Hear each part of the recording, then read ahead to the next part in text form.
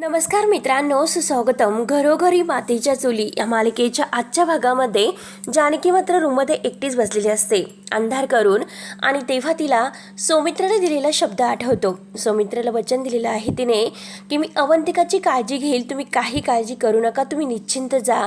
या सगळ्याची आता जानकीला आठवण होत आहे. आणि तेवढ्यात ऋषिकेश आतमध्ये येतो. ऋषिकेश म्हणतो की काय ग जानकी, काय झाले? आणि तो लाईट चालू करतो आणि तू अंधारात असे का बसलीस असे विचारतो. त्यावरती जानकी म्हणते की ऋषिकेश, मला तुम्हाला काहीतरी सांगायचं आहे. आणि सॉरी ऋषिकेश, मी तुमच्याशी खोटं बोलले. आज मात्र आमच्यावर ज्या गुंडांनी हल्ला केला होता तर ते भुरटे चोर नव्हते. त्यांनी मात्र ठरवून अवंतिकावर जीव घेणं हल्ला केला होता. कोणीतरी अवंतिकाला फोन करून मुद्दाम तिच्या वडिलांचा ऍक्सिडेंट झालेला आहे हे खोटे सांगितले होते. आणि पॅनिक होऊन ते घराबाहेर पडले आणि त्याच वेळेस त्यांनी संधी साधली होती. त्यावरती हे ऐकल्यानंतर ऋषिकेश म्हणतो की काय बोलते जानकी? त्यावरती जानकी म्हणते की हो, आणि जेव्हा आम्ही दोघे हॉस्पिटलला जात होतो तेव्हा एका भरधाव गाडीने मात्र अवंतिकाला उडवण्याचा प्रयत्न केला होता.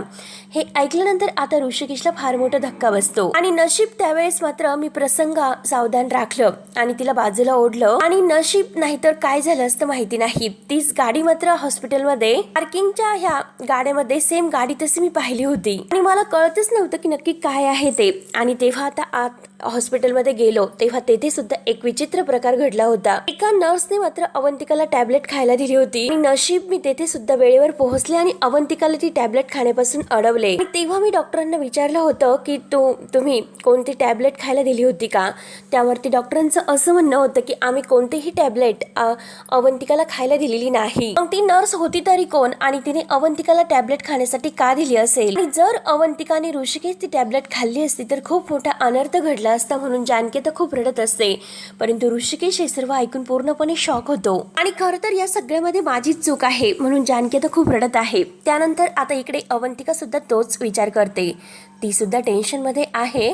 आणि ऐश्वर्या तिच्यासाठी तेथे दूध घेऊन येते. ऐश्वर्या दरवाजा वाजवते आणि विचारते की अवंतिका आत येऊ का? किंवा अवंतिका म्हणते की अगं ऐश्वर्या, विचारतेस का? ये ना आतमध्ये. आणि हे बघ अगं, मी तुझ्यासाठी दूध घेऊन आले होते. सौमित्राने सांगितलेलं आहे की तुझ्या आसपास सुद्धा फिरकायचं नाही म्हणून म्हटलं की तुझ्या रूम मध्ये येण्या अगोदर तुला विचारावं की येऊ का आतमध्ये. त्यावरती अवंतिका म्हणते की हे बघ आता सौमित्र नाही येते, मग तू नक्की येऊ शकते. ऐश्वर्या म्हणते की सौमित्र नाही म्हणून खरंच अवंतिका तुझ्याशी खूप अगदी मन मोकळेपणाने मला बोलता येतं आणि हे जे काही होतं ते खरंच मला नाही पटत. परंतु मला एकच कळत नाही की सौमित्रचा विश्वास मी कसं संपादन करू. त्यावरती अवंतिका म्हणते की हे बघ ऐश्वर्या, सगळ्या गोष्टींचा विचार करणं बंद कर. फक्त तू आहे तशीच राहा. मी तुला एक ना एक दिवस पूर्ण खात्री देते की तुझ्याविषयी असणारं त्याचं मन नक्की बदलेल. ऐकल्यानंतर ऐश्वर्या खुशत म्हणते की हो तसंच होऊन दे. आणि तेव्हा आता अवंतिका त्या गोष्टीचा विचारच करत आहे. तिच्या चेहऱ्यावर तो स्पष्ट दिसते. तेव्हा ऐश्वर्याचं पुन्हा लक्ष जाते.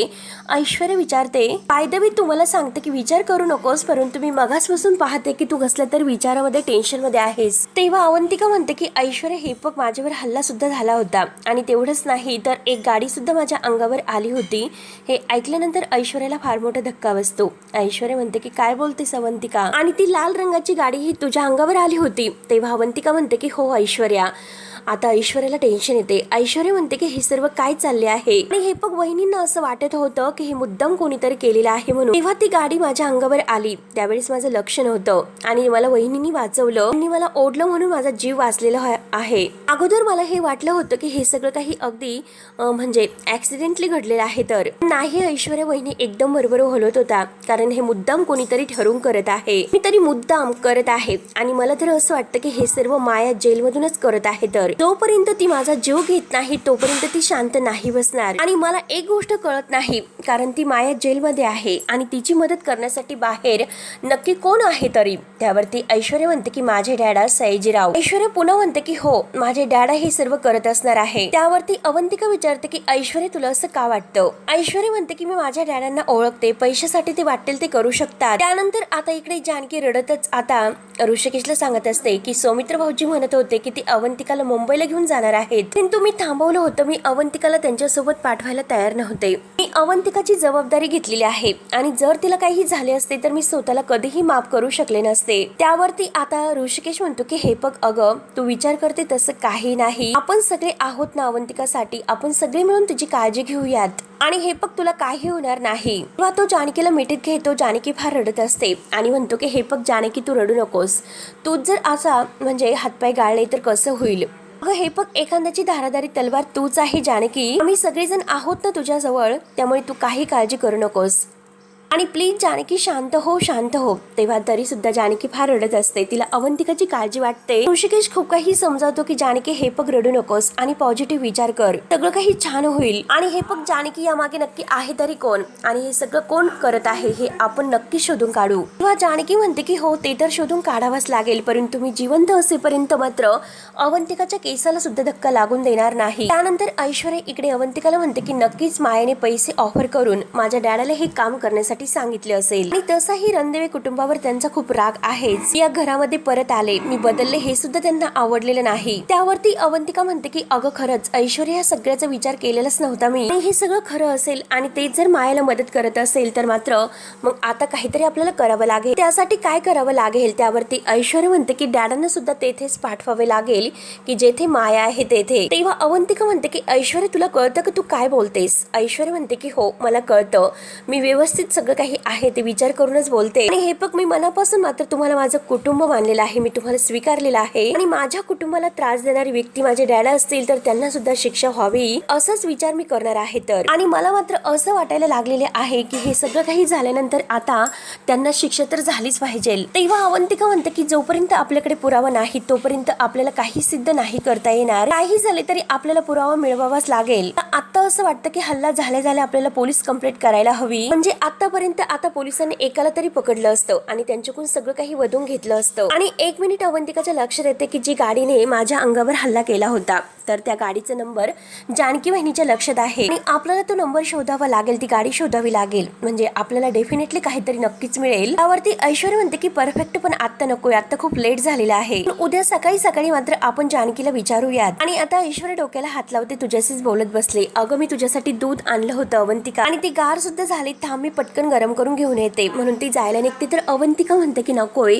अगं हे नको, राहून दे, मी पिते, तू ठेव बरं खाली. आणि ते दूध मात्र अवंतिका खाली ठेवते. तर ऐश्वर्या म्हणते की बरं अवंतिका, तू आता झोप, छान असा आराम कर. तुझ्यासाठी मात्र आजचा दिवस हा खूप स्ट्रेसफुल होता आणि हे बघ गुड नाईट. जर काही लागले तर तुला नक्की आम्हाला आवाज दे. त्यावरती खुश होत अवंतिका थँक्यू सो मच म्हणते. तेव्हा मात्र अवंतिका आता ऐश्वर्या जायला निघते तर अवंतिका तिला थांबवते आणि एक मिनिट, अगं मला तुला सांगायचं राहूनच गेलं, कारण सौमित्रा आणि नाना परत येतात. उद्याचा दिवस राहतील आणि येतीलच.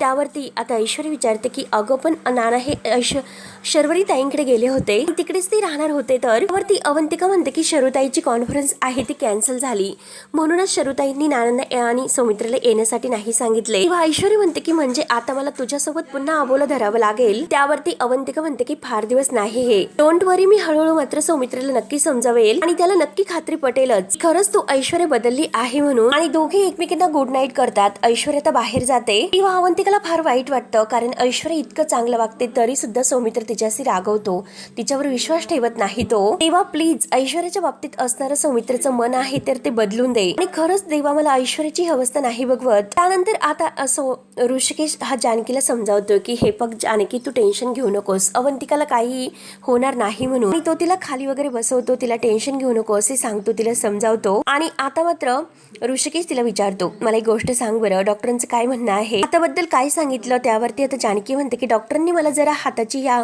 हालचाल कमी करण्यासाठी सांगितलेली आहे आणि बरं वाटेपर्यंत मला मात्र असं स्लिम मध्ये हात ठेवावा लागेल, काळजी घ्यायची आहे. त्यावरती ऋषिकेश म्हणतो, हे बघ आता मात्र डॉक्टरांनी सांगितलेलं आहे ना, काळजी घ्यायची, आराम कर, हे बघ काही टेन्शन घेऊ नको, सगळं काही व्यवस्थित होईल. त्यावरती आता जानकी म्हणते की ऋषिकेश, बाकीची सुद्धा कामं असतात ना घरामध्ये, स्वयंपाक वगैरे कोण करणार आहे बरं. म्हणजे हे बघा वरण भात भाजी पोळी हे सर्व ठीक आहे, परंतु पोळ्याचं काय, पोळ्या तर मलाच कराव्या लागतील. एकतर ऐश्वर्याला पोळ्या जमती नाही आणि अवंतिकाला प्रेग्नेन्सीमुळे आराम करायचा आहे. नेमकं ह्या हातामुळे मी काय कसं करू, नेमकं उद्याच हाताला आता हे सर्व झालेलं आहे. या सगळ्याचा ती आता विचार करून टेन्शन मध्ये येते. ऋषिकेश म्हणतो की हो हो जानकी, हे सर्व ठीक आहे, इतका विचार करू नकोस, काही दिवस पोळ्या करू नका, सगळेजण भात वगैरे वगैरे खातील. त्यावरती जानकी म्हणते की नाही अहो ऋषिकेश, आईंना मात्र तब्येतीमुळे काही दिवस भात खायचा नाही, भात मात्र कधी कधी खात असतात. तर ऋषिकेश म्हणतो की ठीक आहे, मग पोळ्या मी करेल. पोळ्या करेल तेव्हा आता जानकी म्हणते की काय बोलतास. ऋषिकेश म्हणतो की हो. तर जानकीला हसायला येते आणि ऋषिकेश काही कसं बोलतात ओ. ऋषिकेश म्हणतो की मी सिरियसली बोलतो. तर जानकी म्हणते की मी सुद्धा सिरियसलीच विचारते. ऋषिकेश म्हणतो की हे बघ, आमच्या पुरुषांना जर काही झाले तर बायका तुम्ही सर्व काही करत असतात, मग आता तुम्हाला जर काही झाले तर आम्ही सुद्धा करायला नको का, ते आमचं कर्तव्य आहे. मग अगं जानकी, अवंतिकाला काम करायचं नाही, ती प्रेग्नेंट आहे आणि तुझ्या हाताला दुखापत झालेली आहे, मग अशा वेळेस घरातील पुरुषांनी काम करायचं नाही तर काय करायचं. त्यावरती मात्र जानकी म्हणते की नवरोबा, अहो मला तुमची काळजी कळते, आता मात्र कशाला हट्ट करायचं नाही म्हणजे. आणि जानकी, मी उत्तम पोळ्या बनवू शकतो हे तुला चांगलंच माहिती आहे, कारण पोळ्या बनवणं हे मी तुझ्याकडून शिकलो. त्यावरती जानकी हसून विचारते की कधी आणि काय. मला 12 वर्ष झाले, 12 वर्षापूर्वी. त्यावरती ऋषिकेश म्हणतो की मग काय झाले. त्यावरती जानकी म्हणते की ऋषिकेश, तुम्हाला आठवते का, लग्नानंतर मात्र जेव्हा पहिल्यांदा नाना, सारंग भाऊजी, आई त्यामध्ये कोणीच नव्हतं, प्रायव्हसी होती, तेव्हा अगदी रोमांटिक होऊन तुम्ही किचन मध्ये आला होतात आणि तेव्हा मी काय केलं होतं तर संधी साधून पोळ्या करायला शिकवल्या होत्या, आठवते का. म्हणून जानकीला फार हसायला येते. त्यावरती ऋषिकेश विचारतो की म्हणजे जानकी, अगं खरंच त्यावेळेस मात्र अगदी संधी साधली होती. त्यावरती आता जानकी हसते हसते आणि म्हणते की हो, तुम्हाला ओळखलं नाहीस का. त्यावरती ऋषिकेश म्हणतो की मला तर असं वाटलं होतं की आपल्यामधील तो रोमांस होता. छे. तेव्हा आता जानकी म्हणते की काय हो ऋषिकेश, नाराज नका होऊ. आणि त्यानंतर मात्र 10 वर्षानंतर तुम्ही आता पोळ्या करणार आहात, मग आता इतक्या वर्षानंतर तुम्ही पोळ्या कसे करणार, इतकी मोठी रिस्क कशी घ्यायची बरं, शक्यच नाही, आम्ही तर इतकी मोठी रिस्क घेऊ शकत नाही. त्यावरती आता लगेच ऋषिकेश म्हणतो की रणदिवे, आता एक गोष्ट मात्र माझ्या इगोवर आलेली आहे, उद्या मात्र या घरातील माणसं पोळ्या खातील तर ते म्हणजे ऋषिकेश रणदिवे यांच्या हातच्या. ठरलं आहे माझं. त्यावरती आता जानकी म्हणते की बघूयात आता तुमचं हे चॅलेंज उद्या पूर्ण होतं की नाही. तो जानकीच्या हाताला धरतो आणि तिला सावकाश करत बाहेर घेऊन जातो. त्यानंतर आता ते झोपलेले आहेत आणि सकाळ होते. सकाळ झाल्यानंतर जानकीला जाग येते. त्याच वेळेस जानकीने हात असा बाजूला ठेवलेला असतो, ती उठायला जाते तेव्हा जोरात हातामध्ये चमक निघते आणि पुन्हा ती जोरात आई ग असे ओरडत असते. उठण्याचा प्रयत्न करते परंतु हाताला खूप त्रास होतोय आणि तेवढ्यात ऋषिकेशला जाग येते. ऋषिकेश म्हणतो की जानकी तेव्हा तो विचारतो की ऋषिकेश काय झालं. तर जानकी म्हणते की ऋषिकेश, अहो उठताना मात्र आता मी हातावर खूप मोठा जोर दिला आणि उठण्याचा प्रयत्न केला, हातामध्ये जोराची लचक निघाली. तेव्हा आता ऋषिकेश म्हणतो की जानकी 1 मिनिट.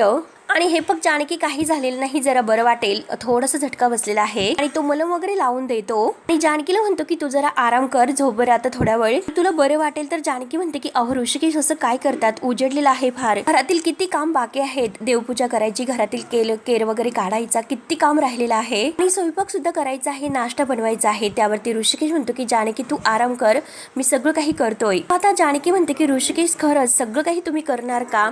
त्यावरती ऋषिकेश म्हणतो की जानकी तू झोप बरं, तुला झोप म्हटलं ना. आणि तो काही ऐकायला तयार नसतो, तो जानकीला झोपायला सांगतो. तेव्हा आता जानकीच्या डोळ्यात पाणी येते आणि ती थँक्यू बोलते. थँक्यू बोलल्यानंतर आता ऋषिकेश तिला म्हणतो की झोप जानकी, काही टेन्शन घेऊ नकोस, मी आहे ना, झोप तू निवांत. तो जानकीला मात्र हाताला धरून तेथे खाली झोपवतो. तेव्हा आता जानकी आराम करते. ऋषिकेश मात्र स्वतः आता काम करायला येतोय. ऋषिकेश आंघोळ वगैरे करतो, सगळं काही झाडून वगैरे सगळं काही साफसफाई करतो आणि आंघोळ केल्यानंतर आता तुळशी मातेला पाणी वगैरे घालतोय. किचन मध्ये आता सगळ्यांसाठी चहा वगैरे सुद्धा तो बनवायला येतोय. सगळ्यांसाठी नाश्ता उपीट बनवलेला असतो. त्यानंतर तो पीठ मळायला घेतोय. तेवढ्यात आता जानकी तयार होऊन बाहेर येते आणि बघते तर काय ऋषिकेश, अहो काय हे.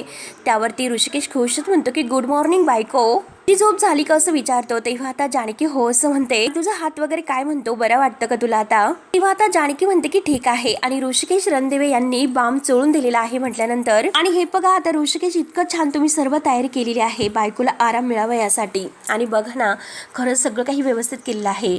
ऋषिकेश म्हणतो की कधीतरी बायकोला आराम मिळायलाच पाहिजे हो की नाही. तर जानकी आता बरोबर त्याची गंमत करते आणि म्हणते की मिस्टर रणदिवे एक गोष्ट सांगा बरं, दिवसाची सुरुवात नक्की कुठून केलेली आहे. तेव्हा ऋषिकेश म्हणतो की मिसेस रणदिवे यांच्या दिवसांची सुरुवात जेथून होते ना तर तेथूनच केलेली आहे. देवपूजा केली, तुळशीला पाणी घातले, चहा झाला, नाश्ता झालेला आहे आणि फक्त कणिक मात्र. तेव्हा आता जानकी तोंडाला हात लावते आणि म्हणते की थोडीशी जास्त मळवलेली आहे फक्त. आणि हे बघ अगं, मला पाण्याचा अंदाजच आलेला नाही, त्यामुळे मला पीठ थोडंसं आणखीन जास्त घ्यावं लागलं. त्यावरती जानकी म्हणते की होतं ऋषिकेश कधी कधी असे. हे बघा आता किती दिवस झाले मी तुम्हाला हे सर्व शिकवले होते, तरी सुद्धा तुमच्या सगळं काही लक्षात आहे. हे सगळं कसं इतकं केलेलं आहे. जानकी डोक्याला हात लावत असते की सगळं परफेक्ट बनलेलं आहे. खरंच ऋषिकेश मला आश्चर्यच वाटतं. ऋषिकेशला घाम येत असतो तर जानकी आपल्या पदराने त्याच्या चेहऱ्याचा घाम पुसत असते. तेव्हा ऋषिकेश सुद्धा आता चपाती लाटायला घेतो आणि त्याला छान अशी गोल वगैरे जमलेली असते. ते बघून जानकी म्हणते की ऋषिकेश खरंच जमतं बरं का तुम्हाला. त्यावरती ऋषिकेश खुश होत म्हणतो की प्रयत्न अंती परमेश्वर. आणि हे बघ जानकी पुढच्या काही दिवस मात्र गारच पोळ्या असतील, गरम पोळ्या मात्र काही दिवस बंद असतील, कारण आता लवकर पोळ्या मी करतोय. तेव्हा आता जानकी खुश होत म्हणते की ऋषिकेश तुम्ही हे सर्व करतात तेच खूप महत्वाचं आहे. ऋषिकेश चक्क पोळ्या लाटत असतो आणि तेवढ्यात तेथे अवंतिका येते. अवंतिका हे सर्व पाहते आणि अवंतिका म्हणते की दादा अहो हे सर्व मी काय पाहते, तुम्ही का पोळ्या करतात. तेव्हा ऋषिकेश म्हणतो की पोळ्या मीच करणार, जमत आहे मला. त्यावरती अवंतिका म्हणते की वहिनी अहो दादांना सांगा ना मी आहे ना, कशाला ते इतका सर्व काही ताण घेतात. हे बघा मी जर पोळ्या केल्या तर मला काही त्रास नाही होणार. त्यावरती जानकी म्हणते की हो ऋषिकेश अवंतिका एकदम बरोबर बोलत आहे. हे बघा ती आहे ना आता, आणि जर तुम्ही हे सर्व काम करत असेल तर तिला खरंच खूप गिल्टी वाटेल. त्यामुळे राहून दे, इतकं सर्व तुम्ही केलेलं आहे, ती नक्की पोळ्या करेल. त्यावरती ऋषिकेश म्हणतो की खरं आहे माझ्या हातच्या पोळ्या खाणे म्हणजे जरा रिस्कच आहे. त्यावरती ऋषिकेश म्हणतो की हे बघ बाकीच्या पोळ्या आहे ना तर त्या सगळ्या तू कर, तोपर्यंत ही पोळी मी करतोय, आहे ना तुला मंजूर. त्यावरती आता अवंतिका हसते आणि जानकी म्हणते की हो चालेल आम्हाला. आणि अवंतिकाला म्हणते की करून दे त्यांना ही पोळी. ऋषिकेश मस्त पोळी गोल लाटतो आणि व्यवस्थित आहे कसं जानकीला विचारतो. जानकीने अवंतिका हसतात आणि हो असं म्हणतात. तेव्हा मात्र आता जानकी ही मस्त खरपूस वास येतोय असे खुश होत म्हणते. आणि ऋषिकेश हे बघा कमाल आहे तुमची खरंच.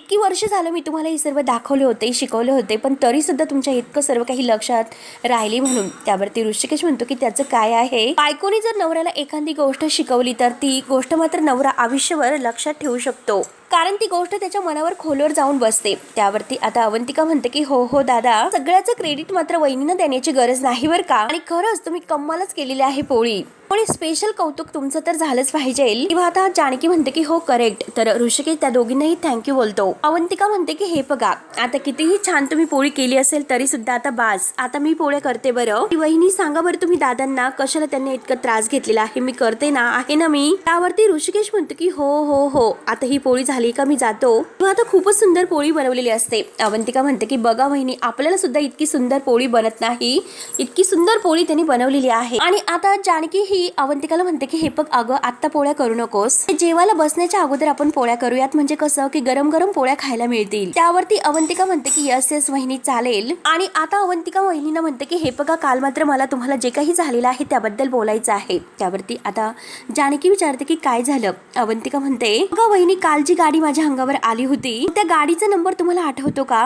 जानकी म्हणते की नाही ना अवंतिका. तर अवंतिका म्हणते की वहिनी हे बघा जर गाडीचा नंबर आपल्याला आठवला असता आपण मात्र त्या गाडीला नक्की शोधू शकलो असतो, ऑफिशियल म्हणजे पोलीस कंप्लेंट सुद्धा आपण करू शकलो असतो. आपल्याला मात्र एक असा अंदाज आला असता की ह्या सगळ्याच्या मागे सयाजीराव आहे. तर आता जानकी विचारते की तू काय म्हणाली, सयाजी काकांनी हे सर्व केलेलं आहे का, आणि या सगळ्यामध्ये आता सयाजी काका असतील हे कशावरून अवंतिका. किंवा आता अवंतिका म्हणते की बहिणी काल रात्री ऐश्वर्या माझ्या रूम मध्ये आली होती. बोलता बोलता मात्र तिनेच अंदाज बांधला होता की कदाचित या सगळ्याच्या मागे आता ही सयाजी काका असू शकतात, आणि कदाचित मात्र तेच मायाची मदत करत आहेत.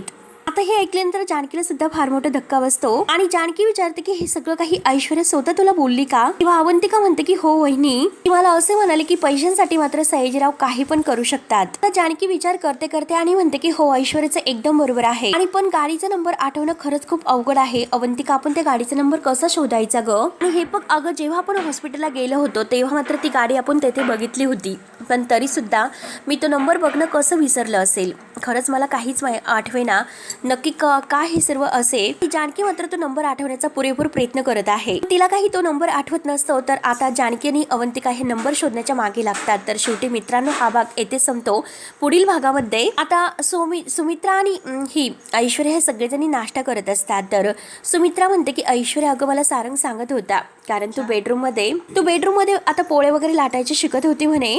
तेव्हा आता ऐश्वर्या खाली पाहते आणि तिला जोराचा ठसका लागतो. तेव्हा आता जानकी म्हणते की काय ऐश्वर्या बेडरूम मध्ये पोळे लाटत होती. तेव्हा आता सुमित्रा अगदी गालत हसत असते. जानकी म्हणते की काय ग ऐश्वर्या सर्व खरं आहे का. तर ऐश्वर्या कावरीबावरी होते आणि म्हणते की हो. तर अवंतिका हसते, जानकी सुद्धा हसते. त्यानंतर आता सगळेजणी फारच हसत असतात. तर आता इकडे ऋषिकेश जेव्हा आता बाजार समितीच्या ऑफिसमध्ये येतो आणि तेवढ्यात लगेच आता तिथे एक माणूस त्यांना अडवतो आणि म्हणतो की थांबा, जेथे तुम्ही माल विकत आहे आणि त्या म्हणजे त्या व्यापाऱ्यांकडून मात्र तुम्ही लाच विकत घेत आहेत असे आम्हाला समजले. आता हे ऐकल्यानंतर ऋषिकेशला फार मोठा धक्का बसतो, कारण ऋषिकेशला यामध्ये सगळ्यात आता मुद्दाम गुंतवलेला आहे. ऋषिकेशने काही केलेले नाही, परंतु हा सगळा सयाजी आणि या मायाचा डाव असतो आणि बरोबर त्यांनी आता ऋषिकेशला या सगळ्यामध्ये अडकवलेलं असतं. तेव्हा आता ऋषिकेश आणि जानकी ह्या सगळ्या संकटातून आता हे सगळं कसं शोधून काढतील आणि ह्या सयाजी रावाला मात्र कसा धडा शिकवतील हे आपण बघूयात. तोपर्यंत मात्र मित्रांनो, धन्यवाद.